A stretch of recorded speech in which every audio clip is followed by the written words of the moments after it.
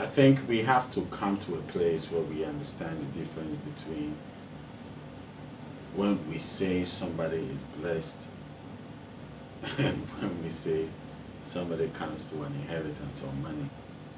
The two are not the same. When we say somebody is blessed, it had to do with it had nothing to do with what the person has come into. It's just who the person is, the fact that the person has the ability to move into any situation at all and turn that situation around and make it a great situation.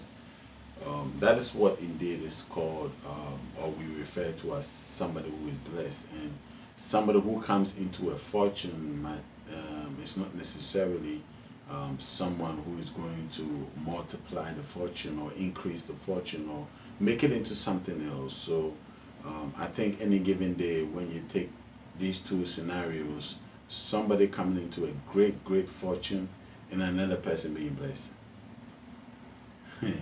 What will shock you is that majority of people would pick coming into a great fortune over being blessed. And a lot of people think that when you actually come into a great fortune, it means you're blessed. No. When you come into a great fortune, you have no idea what was done to get the fortune. Because you don't know this, you're going to squander all the fortune. You're going to misuse all the fortune and everything is going to waste away. Now, a person that is blessed is the one that knows how to create the fortune. And this is where you want to be in life. The one that is blessed, the one that can turn something out of nothing, make anything out of nothing, rather than the one going into a big fortune. And for this person to come to this place where he or she can turn anything into something, there are certain things that you have to do to get to this place. It doesn't just come overnight. There are things that you have to do, decisions, choices that you have to make to be able to bring your vibration to a place where it can attract and multiply and make into something, anything that you come across. And that is where you should be yearning towards, not trying to get into some big fortune.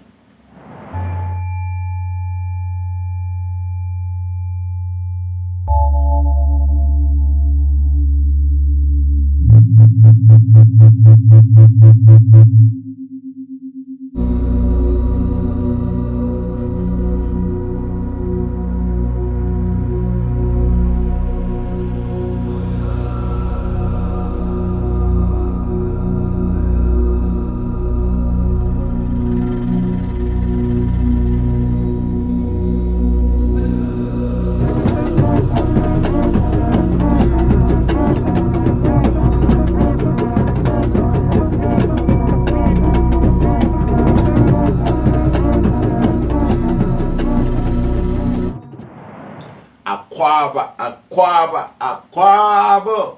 Welcome to the Spirit Friday. My name is KOJO BENTIL. I'm always excited to come your way. Listen, this is the place to be. We are growing every day. And you better tell somebody to tell somebody to tell somebody to tell somebody that we are waking up.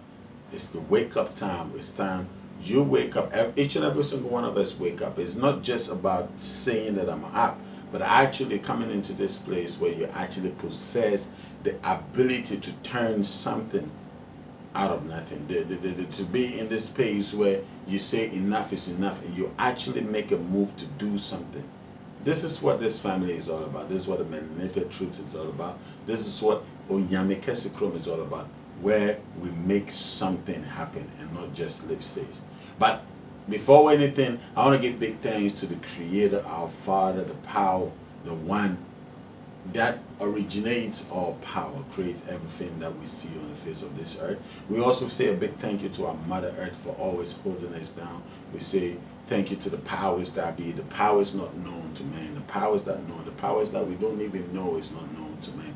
We say a big thank you to the powers of the heavens or the air dimension, the powers of the earth dimension, the powers of the water dimension, the powers of the fire dimension. We say thank you to Esi, Ajo, Abne, Aoku, Yao, Efi, Amen. We say thank you to now Feja Himan and Amframa for always holding us down.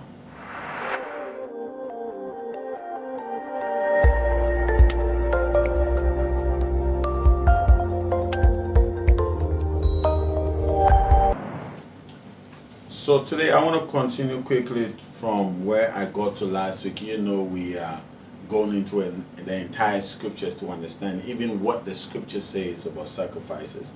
I'm doing this series because of our main sacrifice that we had in this family and how it got some people uncomfortable, and I just want to show you some of the many places in the scriptures that it tells you to offer up your sacrifice, to set up your altar and offer up your sacrifice. So I just want to continue from where I got to last week, and of course it's from the book of Genesis 15.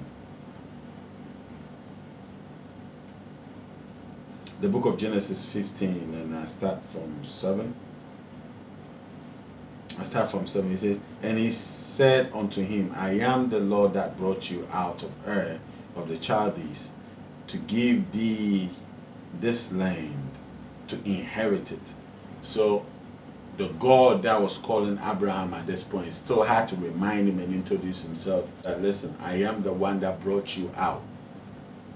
I am the one that brought you out. Don't forget who I am. Don't forget who you're messing with. This is me. I am the one that brought you out. And I continue to read, and he said unto him, Take me an heifer of 3 years old, and a she goat of 3 years old, and a ram of 3 years old, and a turtle dove, and a young pigeon. I said last week, this wasn't for a sin sacrifice. This isn't because Abraham had committed a sin, or anybody in his house had committed any sin, so they were demanding sacrifices for sin. Listen, sacrifices has nothing to do with sin. Sacrifices. So Abraham was asked to do this because Abraham didn't understand the whole thing. Like, listen, am I really going to have a child? What's going on here? Am I going to have my own child? He said, you know what? What you're asking is heavy. What you're asking is deep. This is why you got to understand. When you ask for the deeper things through the dimensions, you got to pay something. You got to give something. Things are not just going to unfold and unravel to you. You got to sacrifice some stuff. Time, money, whatever it is that you sacrifice. You got to sacrifice something for you to begin to see the heavy things in the dimensions. So when Abraham was asking for the seed, his own seed, it was like, you know what? I don't got a problem. Remember, at this time, he wasn't called the God of Israel. So if you thinking, oh, Abraham served the God of Israel, you're wrong. At this time, he wasn't called the God of Israel because Israel didn't even exist. You need to understand this. So it says what? For me to do all the things that I've said that I'm going to do, we got to understand something. You got to bring all these things to me. And when you bring all these things to me, you will create an atmosphere for me to move. Did you hear that? When you bring all these things to me, you will give me the perfect atmosphere for me to move. This God will say, listen, I want to move mightily on your behalf, and I want to do some things for you. But if you really want me to do this, you got to create an atmosphere. So that's what a sacrifice does. A sacrifice creates an atmosphere, creates a certain level of energies. A sacrifice creates a realm that gives opportunities to the powers that be for them to do the things that they want to do. Create an opportunity. Don't forget this. Don't forget, please, I beg you. And he took unto him all these and divided them in the midst. What was he going to do with all these animals? He was going to pay his tithe? No. He was going to pay his offering? No. He was going to do a sacrifice. He wasn't going to do a donation. No, he was going to pay a sacrifice. And I have this that a lot of people say, oh, the powers that be don't eat the sacrifice. The powers that be. Listen, it is not about the flesh. It's not about the flesh. It's about the life in the flesh. Your body and the life in your body. Which one is of its significance? So when we say the powers that be don't eat your sacrifice, the powers that be don't do this, it's not about the flesh. I have an interview. That's why I'm saying that I have an interview that even the one that I did with Elder Yao. He said the same thing, that the village felt like, you know what, the gods do not take this sacrifice, so why do we It's not about the flesh. This flesh always goes back to this earth. It's the life that the flesh contains. That is what we are sacrificing. That is why you cannot sacrifice dead things. Whatever you sacrifice need to have a certain level of life in it. Divided them in the midst and laid each piece one against the other, but the best divided he not. And when the fowls came down upon the carcasses, Abraham drove them away. When fowls came, when certain energies, when certain personalities, when certain people came onto the scene to devour the sacrifice that Abraham, listen, before the sacrifice is paid, before the sacrifice is consumed, there are certain temptations that would almost trick you to give up the sacrifice. Sometimes you can sit back and say, I want to give my sacrifice. I want to offer up a sacrifice. And some voices, some people around you, people in your family, people around you just said, why are you doing this? This is demonic. This is. That's what was happening to Abraham. Abraham was going to offer up his sacrifice. Then the birds came in and the birds said, no, we got to eat up this carcasses. He said, no. I'm protecting these carcasses because I need to do something with these carcasses. You see, when people keep saying that, oh, I tap into the Abrahamic blessing. I tap into the Abrahamic blessing. I tap into... Have you ever asked your question, how did Abraham get this blessed? So far, we've already stated on Abraham and see how many altars has he built. So how did you think he got blessed? He didn't get blessed because he just mumbled some words. He didn't get blessed because he just whispered some words. No, he got blessed because he did what was necessary, the sacrifices. He did what was necessary. That's what he did. He made sure he did what was necessary. And when what was necessary was done, the blessing showed up. Once you do the sacrifice, you see, and you offer it right and you do it the right way, you don't even got to say much. You will begin to see the change. Come on. I've seen it many times. And when the sun was going down, a deep sleep fell upon Abraham, and lo, a horror of great darkness. Other versions say what? Other version says, let me quickly check to the other version.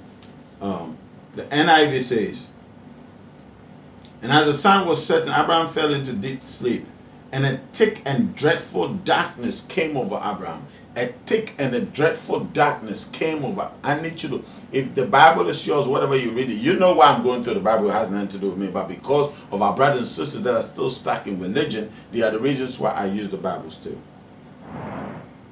And a thick and dreadful darkness. What does the NLT say? The NLT says what? And a terrifying darkness came down over him. And a terrifying darkness. You see how they're trying so hard to negative the darkness. The New King James says, when the sun was going down, a deep sleep fell upon Abraham, and behold, a horror and great darkness fell upon him. Horror. The message says what? The message says, and as the sun went down, a deep sleep overcame Abraham. And then a scene of dread and a dark and heavy. Why am I reading all these many versions? Because the problem is you have been taught to think that the darkness is evil. You have been taught to think that the darkness is negative. So you are so afraid of the dark. Whenever anything about darkness shows up, you go, I don't want to do anything. Nothing good comes into this dimension unless it first goes through the dark. You need to print it, you need to tattoo it. Say, nothing good comes to this dimension unless it goes through the dark. Darkness is not evil. Read the text and it says, and he said unto Abraham, know of a surety that thy seed shall be a stranger. Who said? The voice came out of the deep darkness. That's why I'm teaching people to love the darkness.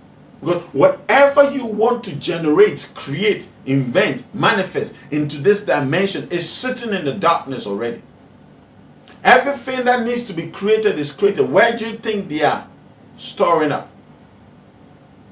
You understand what I'm saying? Everything exists. Where do you think they are stored up? In the darkness, where not just anybody would stumble upon, but those that are actually seeking and doing what is necessary. The dark, don't be afraid of the dark. Don't be afraid of the dark.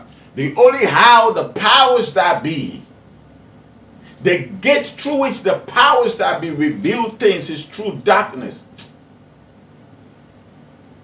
If you are afraid of the dark, you literally stand at your blessings in the face and saying that I don't need you. You stand at your assignment in the face and say, the only how the Creator could hide who you are was in the dark, so that nobody gets to know what you carry. Then finally, boom, what you carry comes out of the closet and everybody goes clapping. The light only celebrates what has already been cooked in the dark.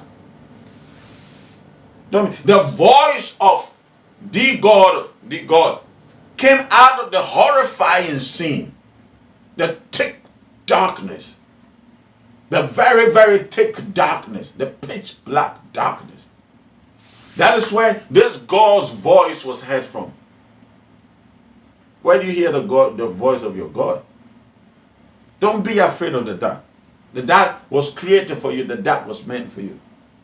And said unto Abram, know of a surety that thy seed shall be a stranger in the land, and that is not theirs, and shall serve, and they shall be afflicted. So all of a sudden, he's talking in terms of the seed. Because what? Abraham had paid the price, offered up the sacrifice.